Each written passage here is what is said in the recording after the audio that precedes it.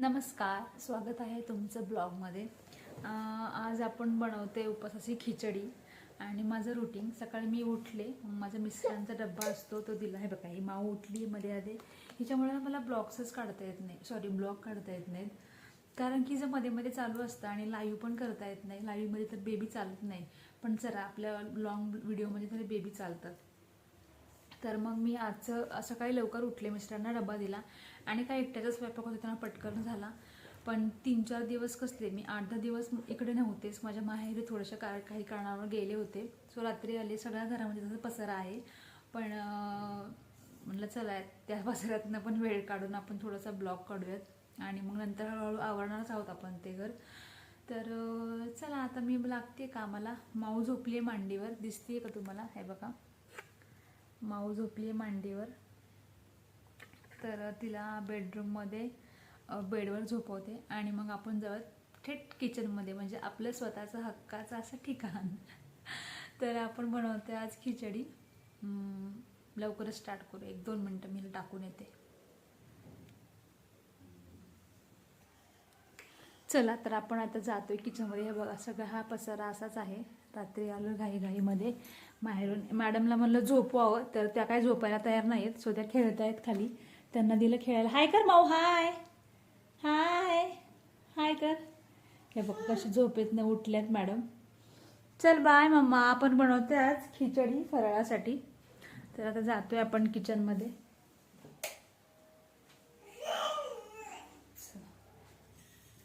चला बनवते मी खिचडी, 1-2 मिनटं आपण त्याची तयारी करून घेऊयात। करतोय आता माझी साधी सिंपल पद्धतीची खिचडी। आणि लक्षात आलं, खिचडी करायला घेतली आणि लक्षात आलं की बटाटाच नाहीये, सो आज आपण बटाटा न टाकता खिचडी करणार आहोत। तुम्ही कशी करता मला नक्की सांगा। काय काय लोकांना जिरं पण टाकतात ह्याच्यामध्ये, खिचडीमध्ये। तर तुम्ही टाकता का जिरं ह्याच्यामध्ये, खिचडीत टाकता का जिरं? मी नाही टाकत जनरली खिचडीमध्ये जिरं। बरेच लोक टाकतात, पण मला नाही एवढं पर्सनली, म्हणजे की असं वाटतं की उपवासाला चालत नसेल वगैरे असं वाटत राहतं, म्हणून मी वापरत नाही। थोडंसं आपल्या स्टँडचा थोडा प्रॉब्लेम होतोय, थोडं ते मी ॲडजस्ट करते। ओके, प्लीज तेवढं समजून घ्या। हां, तर ना खिचडी करायला घेतली आणि लक्षात आलं की बटाटाच नाही आहे घरामध्ये, कारण की गेले 8-10 दिवस मी इथं नसल्यामुळे त्याच्यामुळे मी सामान काय असं जास्त ठेवून नव्हते गेले, कारण की खराब होतं सगळ्या गोष्टी आणलेल्या। म्हणून मग आता मी काय करते, आता मी सकाळी जेव्हा लवकर उठले ना त्यावेळेस मी साबुदाणे भिजत घातले होते। आता छान असे मस्त असे फुललेत ते, त्याच्यामध्येच मग मी मीठ टाकून घेते आणि मीठ टाकलं त्याच्यात दाण्याचा कूट टाकून घेत असते। आणि मग मिरचीची फोडणी द्यायची आणि बटाटे पण मी तेलामध्येच परतते। आता बटाटे नाही त्याच्यामुळे आपला तो टायमिंग वाचणार आहे। मागे हा फोटो आहे ना, माऊच्या बर्थडेचे कटआउट्स आहेत, ते आम्ही कुठेही वेस्ट न घालवते, त्याचा पुरेपूर घरामध्ये वापर केला आहे। ते बर्थडेचं कटआउट आहे आणि इकडे साईडलाच माऊचा खाऊ पण बनवते मी सोबतच। तर बघा आता मी कशी बनवते। कॅमेरा थोडंसं शिफ्ट करते, तिथं दिसतोय तुम्हाला? दिसते तसं आय गेस। ओके, पटकन मी टाकते, सगळं रेसिपी टाकून देते, मग आपण बाकीचं करता करता बोलू शकतो। हा बघा, हे मी साबुदाण्यामध्ये दाण्याचा कूट मिक्स करून घेतला आणि हिरवी मिरची, ती पण थोडी सुकलेलीच आहे, पण आता काय करणार, रात्री खूप उशीर आलो ना आम्ही, त्याच्यामुळे मग सकाळ सकाळ कुठे मिस्टरांना पाठवतात सगळे सामान आणायला, सो आज ते येताना सगळे घेऊनच येतील। जनरली मी काय करते, तेल टाकते, तेलामध्ये आपला बटाटा टाकायचा, तो छान असं, मग अशी आपण बोलताना कढई तापली होती म्हणून गॅस बंद केलता, पुन्हा चालू केलं आणि बटाटा मी फ्राय करते आणि मग हे टाकते, ते काढून घ्यायचे आणि मग मिरची टाकायची। पण आता बटाटाच नाहीये तर काय करता, मग आता छान अशी मिरची परतून घेते आणि मला मिरची मी जास्त टाकते, कारण की मला तिखट आवडतं, उपाशी काही खात नाही आपण।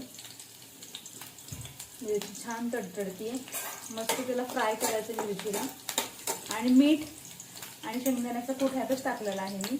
सो आता मी डायरेक्ट ह्याच्यात, खूप साधी आणि सिंपल पद्धत आहे माझी, आणि छान लागते पण खिचडी आणि छान होते खरं तर।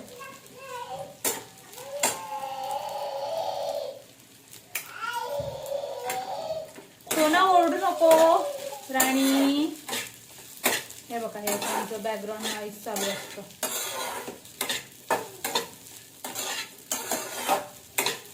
त्याच्यामध्ये फक्त बटाटा नाहीये, बाकी अदरवाईज खिचडी खूप छान होते नंतर माझी. तर तुम्ही जिरं घालता का खिचडीमध्ये? मी नाही घालत. झालंय आपलं बोलून मगाशी ॲक्च्युली, तरी मला आत्ता आठवलं, पटकन बोलले, सॉरी. तुम्ही काय करता उपासाच्या दिवशी खायला? मला नक्की कमेंटमध्ये सांगा. मी पूर्वी खिचडी खात नव्हते, पण आता माऊ फिडिंगवर असल्यामुळे मग मला भूक लागते, म्हणून मग मी फराळ तरी करते. अदरवाईज मी आधी फराळ करत नव्हते, निरंकार उपास पकडायचे, पण आता बेबी झाल्यापासून ते फिडिंग असल्यामुळे होत नाही ते. तर चला, आनंदाची बातमी तुम्हाला तर कळाली आहेच की आपण मोबाईल घेतला आणि असं आपले छोटे छोटे ब्लॉग येत राहतील. तर प्लीज तर लाईक करा, कमेंट करा, आणि जर नवीन कोणी असेल तर चॅनलला सबस्क्राईब करा. आणि ज्या लोकांनी सबस्क्राईब केले त्यांना मनापासून थँक्यू सो मच, धन्यवाद. असं सपोर्ट करत राहा. आणि होती माझी खिचडी, आणि पलीकडे माऊचंच खाऊ पण लागलाय. मस्त तिचा वरण लागलंय, शिजतंय मस्त. वरण लागलंय काय म्हणते मी, सॉरी, वरण शिजत आहे. चला भेटूयात. माझी खिचडी बनवून झाली आहे, आता बघूयात आपण कशी झाली. दिसायला तर खूप छान दिसते. पहिल्यांदा बनवते विदाऊट बटाटा. हे बघा कशी दिसतीये. आणि फराळासोबत मी तोंडी लावायला थोडंसं हे घेतलं आहे, चिवड्याचं आहे.